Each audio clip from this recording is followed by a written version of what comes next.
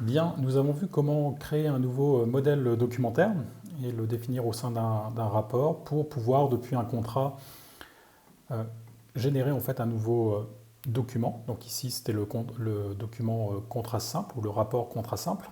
Donc pour rappel, quand je clique dessus, ça me génère en fait un fichier PDF dans lequel en fait j'affichais juste, j'avais juste mon modèle avec pour le moment aucune donnée à l'intérieur. Donc dans cette vidéo, nous allons voir comment modifier ce modèle de manière à faire apparaître et le numéro de contrat et ici le nom du contrat. Alors la première chose à savoir, c'est comment en fait récupérer ces informations dans la structure de données contrat de location qu'on a vu tout à l'heure. Alors une manière simple, c'est effectivement d'être connecté en mode debug ou développeur sur votre instance List4. Et vous allez remarquer que lorsque vous survolez les informations, dans ce cas-là, vous avez une petite fenêtre qui apparaît qui vous donne le nom de ces champs. Donc là, on voit par exemple que le nom de mon contrat, je vais pouvoir le récupérer via la propriété display name. L'investissement qui est ici, si je le survole, on voit que c'est via la propriété investment underscore amount. Voilà, donc ça, c'est une première manière pour identifier facilement, je dirais, ces informations.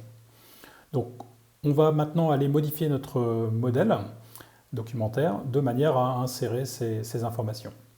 Donc pour ça, je suis toujours connecté en tant qu'administrateur. Je vais dans la partie document qui est ici.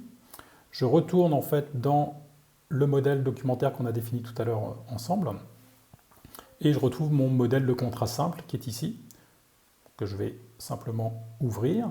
Donc c'est bien mon contrat simple comme rapport. Le modèle de données, c'est un contrat de location et le template, il est ici et c'est bien lui que je vais vouloir modifier. Donc je clique dessus. J'arrive sur mon template de contrat et ici, en fait, j'ai le fichier ODT qui m'a permis de générer le PDF qu'on vient de voir à l'instant. Donc je clique dessus pour le télécharger à nouveau. Donc, je vais le récupérer tel qu'il est sur le serveur. Et donc, voilà tel qu'il a été défini.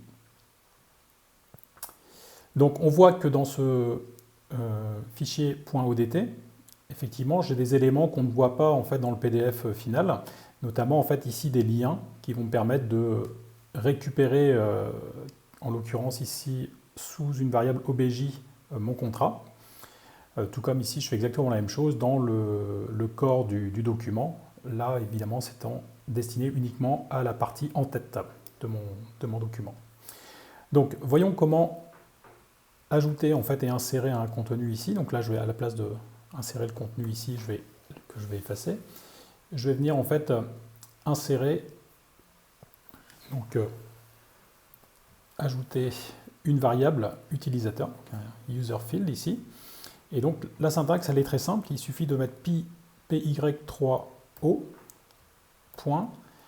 Je prends ma variable obj que j'ai définie dans le lien, ce qu'on vient de voir à l'instant, et je vais venir ajouter la propriété display underscore name, comme on l'a vu juste avant. Je vais recopier ce nom de propriété sans la partie py3o dans la partie value ici. Je vais indiquer que c'est du texte comme format, et je vais juste m'assurer comme quoi je n'ai pas fait d'erreur. A priori c'est le cas, et choisir d'insérer en fait cette information dans mon document. Donc là, on peut constater que cette variable a été ajoutée dans mon document. Alors je peux évidemment compléter avec du texte ou toute mise en forme que vous souhaitez. Par exemple, ici, je pourrais ajouter je sais pas, quelque chose comme nom de mon contrat, changer avec, je sais pas, en mettant 2 points. Ça, je vais pouvoir changer la taille de la police, le passer en 12. Enlever le côté italique. Et puis ici, pour le nom de mon contrat, je vais choisir de changer pour ma variable, le passer en bleu, par exemple.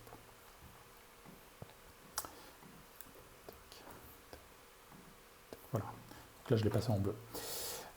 Ce que je viens de faire ici, je peux faire exactement la même chose dans la partie en tête, ici. Alors évidemment, ce sera la variable obj qui est définie dans l'entête, mais qu'elles ont le même nom, c'est pas un souci. Donc qu'est-ce que je vais faire? Je vais aller chercher juste le numéro de mon contrat. Donc ici, c'est la variable contract number que je vais recopier à l'identique, valider. Donc on voit qu'on a bien maintenant nos deux variables, c'est bien du texte, et je vais l'insérer à ce niveau-là. Ok, j'ai terminé. Alors évidemment, je pourrais ajouter plein d'autres contenus, des tableaux, des listes, etc. etc. C'est pas un souci.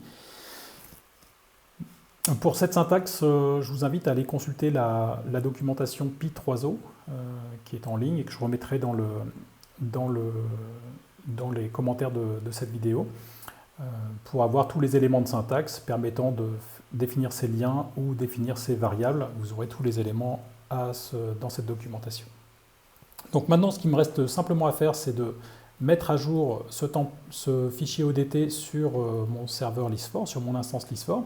Donc pour ça, je retourne à l'endroit où j'avais tout à l'heure téléchargé le template dans sa version initiale. Je vais le modifier. Je vais ici cliquer sur le petit crayon et aller sélectionner, alors ici dans ma partie, mon fichier ODT que j'ai téléchargé tout à l'heure. Je l'ouvre et je sauve. Ok. Donc là, à partir de maintenant, ça y est, mon template est à jour sur mon instance List4. Et donc on va s'en rendre compte assez facilement, puisque si je retourne sur mon contrat sur lequel j'étais tout à l'heure, c'était celui-ci, je vais pouvoir, dans le menu imprimer, chercher à imprimer mon contrat simple à nouveau. Il me le télécharge directement, et cette fois-ci, je récupère mon contrat avec mon numéro de contrat, et je retrouve ici le fameux display name, qui donc m'affiche le numéro de contrat avec le nom du contrat associé. Voilà, vous savez maintenant mettre à jour en fait vos templates Pi3o à l'intérieur de List4 de manière à mettre à jour tous vos modèles documentaires. À très bientôt.